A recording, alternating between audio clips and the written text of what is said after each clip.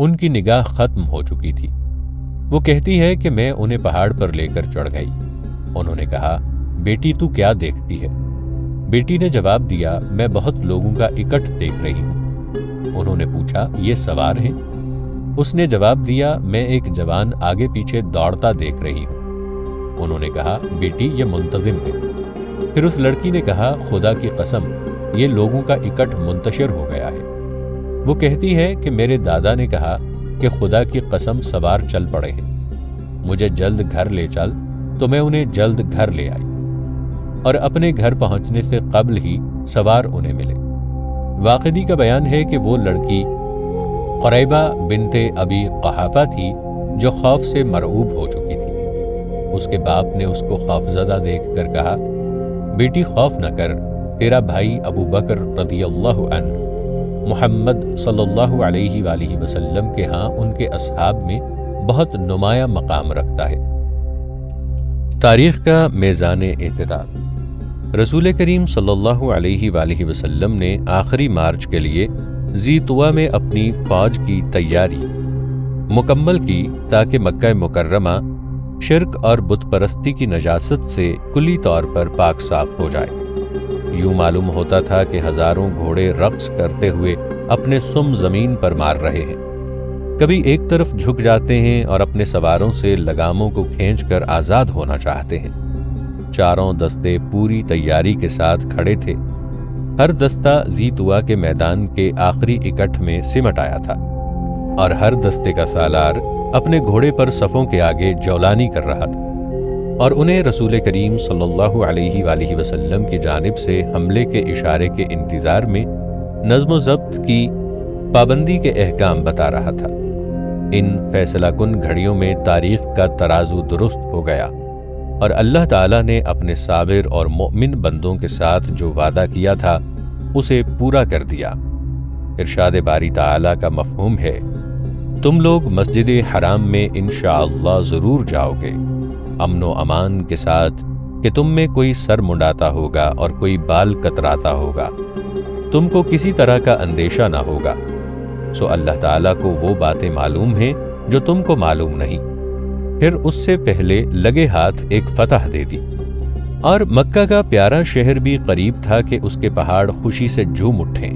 اپنے راست باز، امانت دار، صابر اور قانے بیٹے کے اس جانباز، ظفرمند اور ایماندار لشکر کے استقبال کے لیے تیار ہو گیا، تاکہ وہ اسے بت پرستی کی نجاست اور جاہلیت کی پستی سے نجات دے، اور ابراہیم علیہ السلام کے دین کی نورانی شعاؤں کو دوبارہ اس کے گھروں میں لے آئے، اور اس کے ان تاریک کھنڈرات کو روشن کر دے جو ہزارہ سال سے شرک و جہل اور پسماندگی کی تاریکیوں میں زندگی بسر کر رہے ہیں۔ اور تاریخ اپنے صحیفے کو ان خوبصورت اور عجیب امتیازات کی روشنی میں لکھے جن میں بڑی بڑی نصیحتیں اور عبرتیں ہیں، اور اپنی ساری سوچ بچار کو فکر و تأمل کے لیے مجتمع کرے۔ عقیدے پر ثابت قدمی کے ثمرات کس طرح ملتے ہیں؟ آج کی تاریخی اور روشن صبح کو مکہ نے جو عجیب و غریب اور خوبصورت امتیازات دیکھے، وہ اس صحیح عقیدے پر ثابت قدمی کا صرف ایک پھل تھا جس نے راستے میں حائل ہونے والی ہر چیز کو، خواہ وہ ٹھوس پہاڑ ہی ہوں، توڑ پھوڑ دیا تھا۔ اور کون سا امتیاز اس عظیم انسان محمد بن عبداللہ ہاشمی صلی اللہ علیہ وآلہ وسلم کے مقابلے کے قصے سے زیادہ خوبصورت اور عظیم تر ہے جسے آج کے پرنور دن میں تاریخ نے لکھا۔ یہ عظیم انسان فقط 7 سال قبل اپنی قوم کے نزدیک ہر اس چیز سے جو ان کے پاس موجود تھی کم تر حیثیت کا مالک تھا۔ مکہ میں ان کے درمیان رہتے ہوئے انہوں نے اس بات کو جانتے ہوئے کہ وادی بطحا میں اس جیسا نیک، پاک اور شریف آدمی پیدا نہیں ہوا، اس کے قتل کرنے پر اتفاق کیا، باوجود کہ وہ مخلصانہ رنگ میں انہیں شرک کے مہلک پنجوں سے بچانا چاہتا تھا۔ انہوں نے اس سے نجات حاصل کرنے کے لیے اس کے قتل کا منصوبہ بنایا۔ انہوں نے آپ صلی اللہ علیہ وآلہ وسلم کے گھر کا محاصرہ کر لیا تاکہ اپنے قبائلی پارلیمانی فیصلے کا نفاذ کرتے ہوئے باطل کی مدد اور حق کی دشمنی کی خاطر آپ کو قتل کر دیں۔ اور جب اللہ تعالیٰ نے آپ صلی اللہ علیہ وآلہ وسلم کو ان کے شہر سے نجات دی تو اس تاریک رات کی صبح کو ان کی سازش کی ناکامی ان پر واضح ہو گئی۔ ناظرین، آگے بڑھنے سے پہلے کامنٹ سیکشن میں ہمیں اپنی آراء سے ضرور آگاہ کیجیے گا کہ آپ کو ہماری یہ سیریز کیسی لگ رہی ہے۔ میں ہوں طاہر عبید چودھری۔ آئندہ آنے والی اقساط سے باخبر رہنے کے لیے ہمارے چینل کو سبسکرائب کر لیں اور ساتھ موجود بیل آئیکن کو ضرور کلک کر لیں۔ شکریہ۔ جب انہوں نے محمد صلی اللہ علیہ وآلہ وسلم کو اپنے گھر میں اپنے بستر پر نہ پایا، جیسا کہ ان کو توقع تھی کہ وہ انہیں وہاں پا کر اپنی تلواروں سے ٹکڑے ٹکڑے کر دیں گے اور ان کے خون کو مباح کر دیں گے، انہوں نے مکہ کے باشندوں اور قرب و جوار کے علاقے کے لوگوں کو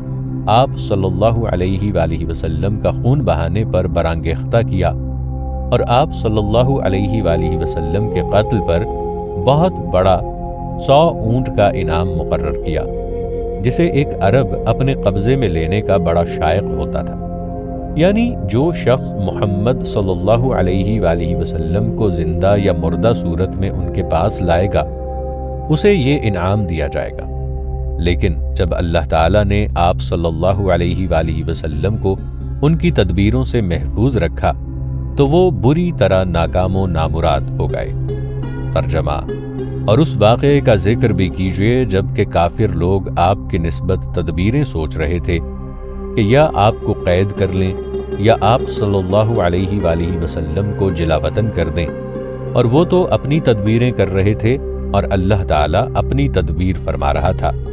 اور سب سے زیادہ مستحکم تدبیر والا اللہ ہے۔ فتح مکہ کا دن، اس عظیم اور خوبصورت امتیاز سے اور کون سا امتیاز عظیم ہو سکتا ہے جسے تاریخ نے اس فتح عظیم کے تاریخی دن میں اپنی بلندیوں پر لکھا۔ 20 رمضان المبارک بروز سوموار سن 8 ہجری، یعنی محمد بن عبداللہ صلی اللہ علیہ وآلہ وسلم کے قصے کو، جسے تمام مکہ والوں نے فقط 7 سال پہلے مکہ سے نکال دیا تھا، انہیں نکالنے کے لیے بھڑکائے ہوئے جنونیوں کی طرح باتیں کی جاتی تھیں، اور ہر دیس نکالا دینے والا اپنے دل میں اس عظیم انسان کو قتل کرنے یا اسے زندہ پکڑنے کا بھی متمنی تھا، تاکہ اس کی مشکیں کس کر اسے دارالندوہ کی پولیس کے سامنے پھینک دے اور اس عظیم انعام کو حاصل کرے جس کے حصول کے لیے مکہ کے ہر شخص کی رال ٹپک رہی تھی، جسے شرک کی پارلیمنٹ کے خزانے نے اس شخص کے لیے مقرر کیا تھا جو محمد صلی اللہ علیہ وآلہ وسلم کو کسی وسیلے سے قتل کرنے سے یا گرفتار کرنے سے مدینہ کی طرف ہجرت کرنے سے روک دے گا۔ ان کے تئیں محمد صلی اللہ علیہ وآلہ وسلم نے نعوذ باللہ عظیم ترین جرم کا ارتکاب کیا ہے، جس سے ان کا خون مباح ہو گیا ہے۔ جاہل مشرکین کی نگاہ میں یہ ایک جرم ہی تھا، حالانکہ واقعے میں یہ انہیں شرک کی ظلمت سے نکال کر نور توحید کی طرف اور جہل کی گھٹن سے علم و معرفت کی وسعت کی طرف اور وجدان و فکر کی غلامی سے حریت ضمیر و تفکیر کی طرف اور مخلوق کی عبادت سے خالق کی عبادت کی طرف لانے کی ایک عظیم ترین کارروائی تھی جو کوئی انسان کسی کو بچانے کے لیے کر سکتا ہے۔ کون سی معزت، عبرت اور کون سا عجیب واقعہ اس امتیاز سے عجیب تر ہو سکتا ہے جسے تاریخ نے اس کامل انسان کے مقابلے کے قصے میں درج کیا ہے، جسے مکہ یاد رکھے گا اور کبھی نہیں بھولے گا۔ آج بڑے بڑے مجرم 10,000 جانبازوں کے رحم پر کانپتے ہوئے کھڑے ہوئے ہیں، جن کی قیادت وہ شخص کر رہا ہے جسے اہل مکہ نے ایسا دیس نکالا دینے کا ارادہ کیا تھا کہ پھر وہ واپس نہ آ سکے۔ مکہ اس کی بات کو یاد رکھے گا اور بھولے گا نہیں کہ یہ شخص اکیلا خوفزدہ حالت میں مکہ سے نکلا تھا، ہر جگہ پر موت اس کی گھات میں تھی، اور ایک آدمی ابو بکر صدیق رضی اللہ عنہ کے سوا کوئی اس کے ساتھ ان خطرات میں شریک نہیں ہونا چاہتا تھا، اور آج وہ اپنے محبوب شہر مکہ کی طرف سربلند اور روشن جبیں ہو کر واپس آ رہا تھا۔ اللہ تعالیٰ نے اس کی عزت و حفاظت سے احاطہ کیا ہوا تھا اور اسے سیادت کی چادر زیب تن کروائی تھی، اور تمام قیادتوں کی چابیاں اس کے ہاتھ میں دیں، اور اسے الہی فوجوں کے ہزاروں سواروں اور ہزاروں پیادوں کا ایک معجزن سمندر گھیرے ہوئے تھا، جن میں سے ہر ایک اپنی جان سے اس پر فدا تھا۔ اور حق بات یہ ہے کہ یہ ایک عجیب بات اور عجیب تر امتیاز ہے جس سے عقل مند آدمی عبرتیں اور مواعظ حاصل کر سکتا ہے، جو مجسم صورت میں ان کے سامنے موجود ہے کہ یہ مکہ جس کے تمام رہنے والے محمد صلی اللہ علیہ وآلہ وسلم پر حملہ کرنے کی نیت سے اسے بے وطن کرنے کے لیے گھروں سے نکل پڑے تھے، آج عجز و ذلت ان کا استقبال کر رہی ہے، اور بڑے بڑے مجرموں کے سر اس خوف سے کانپ رہے ہیں کہ اس شخص کی تلوار انہیں ان کے شانوں سے جدا کر دیں گی، جو کل کا دھتکارا ہوا اور آج کا غالب فاتح ہے۔ ان لوگوں نے رسول کریم صلی اللہ علیہ وآلہ وسلم کو ختم کرنے اور ان سے ان کی دعوت سے نجات پانے کے کسی ذریعے کو نہیں چھوڑا، لیکن آج ان کے ہتھیار ڈال دینے اور مقاومت مقابلے سے عاجز ہو کر اس کی فوج کے سامنے سر تسلیم خم کر دینے کے بعد ان سب کا انجام اس کے ہاتھ میں ہے۔ اگر وہ مقاومت کی قدرت رکھتے تو ضرور مقاومت کرتے، لیکن اس نے ان پر غالب آ جانے کے بعد اور اس کی فوج کے مکہ پر قبضہ کر لینے کے بعد ان سے کیا سلوک کیا؟ پوری طرح قدرت رکھنے کے باوجود انہیں مکمل طور پر معاف کر دیا۔ یہ وہ خلق ہے جس سے اولو العزم پیغمبر ہی آراستہ ہوتے ہیں، جن کے دل پاک اور صاف ہوتے ہیں، جن میں کوئی کینہ کپٹ نہیں ہوتا۔ جیش نبوی صلی اللہ علیہ وآلہ وسلم مکہ میں کیسے داخل ہوا؟ رسول کریم صلی اللہ علیہ وآلہ وسلم نے اپنی فوج کے لیے مقدس شہر پر قبضہ کرنے کے لیے جو منصوبہ بنایا تھا، اس کا فیصلہ یہ تھا کہ اس شہر کو امن و امان دیا جائے اور اس کے اہل کو مال، جان اور اولاد کے بارے میں کسی قسم کا خوف محسوس نہ ہو۔ اس شریفانہ مقصد کو پورا کرنے کے لیے رسول کریم صلی اللہ علیہ وآلہ وسلم نے اپنی فوج کے تمام دستوں کے لیے یہ حکم صادر فرمایا کہ وہ مکہ میں داخل ہوتے وقت سوائے اس شخص کے جو ان کے خلاف تلوار سونت لے، ہتھیاروں کو بالکل استعمال نہ کریں۔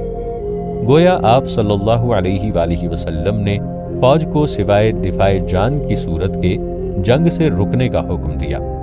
مکہ میں کرفیو آرڈر کا نفاذ۔ دوسری جانب تاکہ مکہ مقدسہ ہر قسم کی خونی کارروائی سے محفوظ رہے، جسے بعض جذبات سے اندھے قریشی ہوا دے رہے تھے، رسول کریم صلی اللہ علیہ وآلہ وسلم نے ابو سفیان سردار قریش کے ساتھ مل کر معاہدہ کیا کہ مکہ میں جیش نبوی صلی اللہ علیہ وآلہ وسلم کے وقت اور اس کے آزاد کر دینے کے وقت تک کرفیو آرڈر نافذ ہو اور تمام اہل مکہ کو ہتھیار اٹھانے کی ممانعت ہو۔ اہل مکہ نے کرفیو آرڈر نظام کی پابندی کی اور اپنے قائد اور سردار ابو سفیان کی دعوت کو قبول کر کے اپنے گھروں، مسجد اور ابو سفیان کے گھر میں بیٹھے رہے۔ نیز انہوں نے اطاعت کی علامت کے طور پر اپنے ہتھیار اپنے گھروں سے باہر پھینک دیے۔ اہل مکہ کے کرفیو آرڈر کی پابندی کرنے کے باعث گلیاں، راستے اور عام میدان گزرنے والوں سے خالی ہو گئے اور قریش کسی اہم واقعے کے منتظر رہے۔ مقدس شہر میں خاموشی نے اپنے خیمے نصب کر دیے اور خوفزدہ سینوں میں دلوں کی دھڑکنیں تیز ہو گئیں۔ گھبراہٹ کے مارے سرداران مکہ کے دل ان کے پہلوؤں سے نکلے جا رہے تھے۔ ان کا تاریک ماضی ان کے سامنے تھا، گویا تاریخ نے ان کے ماضی کا نقشہ ان کے سامنے رکھ دیا تھا، جو ان جرائم، زیادتیوں اور مظالم سے بھرپور تھا جو انہوں نے مکہ کے شریف، امین اور نیک فرزند اور اس کے تھوڑے سے نیک ساتھیوں کے ساتھ ان دنوں روا رکھے تھے جب وہ نہتے تھے اور انہیں حکمت اور موعظہ حسنہ کے ساتھ خدائے واحد کی عبادت کرنے اور اس کے ماں سوا شریکوں سے چھڑانے کی دعوت دیا کرتے تھے۔ تاریخ مکہ کی فیصلہ کن گھڑی۔ جب جیش نبوی صلی اللہ علیہ وآلہ وسلم کے چاروں دستوں نے مقدس شہر پر قبضہ کرنے کے لیے ذی طویٰ سے مارچ کا آغاز کیا تو فیصلہ کن گھڑی قریب آ گئی اور اس کی سوئی صفر پر آ کر رک گئی، اور ہر دستے کے لیڈر نے اس جانب مارچ شروع کر دیا جس پر جیش کے سالار اعلیٰ صلی اللہ علیہ وآلہ وسلم نے اس کی ڈیوٹی لگائی تھی کہ وہ شہر میں اس جانب سے داخل ہو۔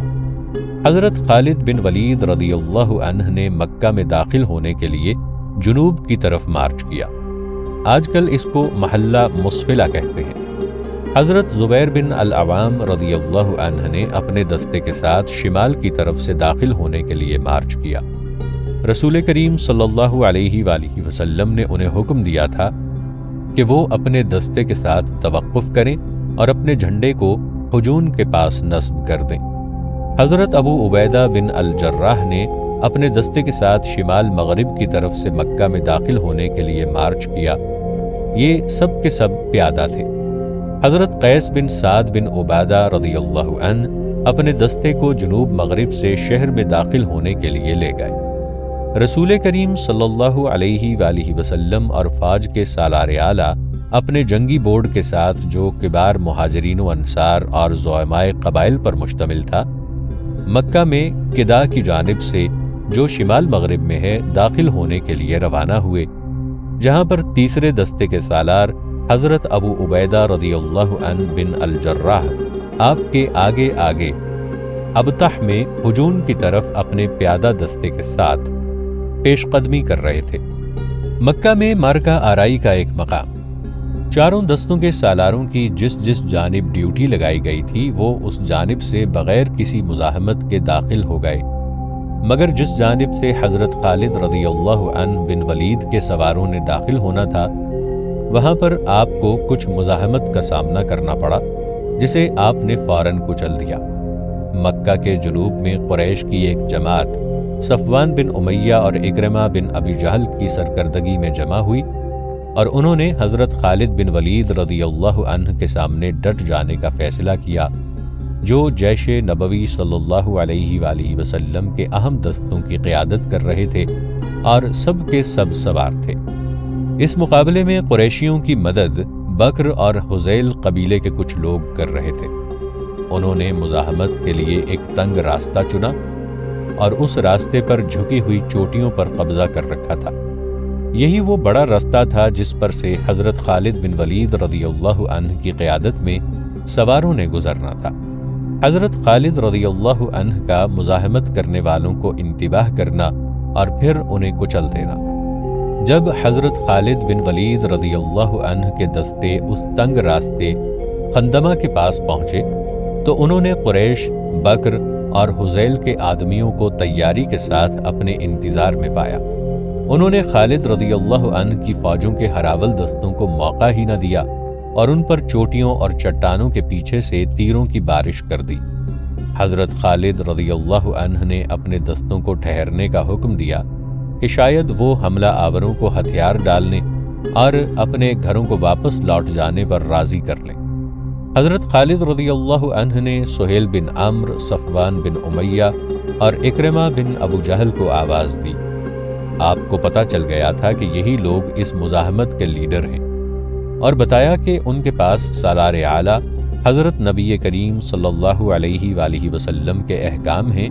کہ وہ کسی انسان کے خلاف ہتھیار استعمال نہ کریں سوائے اس شخص کے جو تلوار سونت کر لڑائی شروع کر دے۔ جب آپ رضی اللہ عنہ انہیں ان کی مقاومت کے کچل دینے کے متعلق انتباہ کر رہے تھے تو آپ نے انہیں جنگ سے رکنے، ہتھیار ڈالنے اور بخیر و عافیت گھر واپس چلے جانے کے لیے بھی کافی موقع دیا۔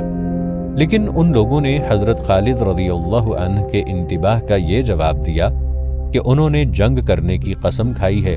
اور وہ محمد صلی اللہ علیہ وآلہ وسلم کو زبردستی مکہ میں داخل نہیں ہونے دیں گے۔ مزاحمت کرنے والے مسلسل حضرت خالد رضی اللہ عنہ اور ان کے جوانوں پر تیر برساتے رہے، چنانچہ حضرت خالد رضی اللہ عنہ ان کے خلاف ہتھیار استعمال کرنے پر مجبور ہو گئے۔ آپ رضی اللہ عنہ نے اپنے دستوں کو ان پر حملہ کرنے کا حکم صادر فرمایا۔ چند ہی لمحوں میں حضرت خالد رضی اللہ عنہ کے دستے نے اس مزاحمت کو کچل کے رکھ دیا اور ان کو بہت بری طرح شکست فاش ہوئی۔ وہ لوگ اپنے 28 مقتولوں کو چھوڑ کر پسپا ہو گئے، جن میں سے 4 حذیل کے آدمی تھے۔ اس مارکے میں حضرت خالد رضی اللہ عنہ کا کوئی جوان کام نہیں آیا۔ ہاں 2 آدمی مارے گئے، مگر وہ کسی مارکے میں قتل نہیں ہوئے، بلکہ وہ راستہ بھول جانے کے باعث بنو بکر کے بدوؤں کے ہاتھوں قتل ہوئے تھے۔ یہ 2 شہادت پانے والے جوان بنو منقذ کے حلیف کرز بن جابر اور حنیش بن خالد بن احرم تھے۔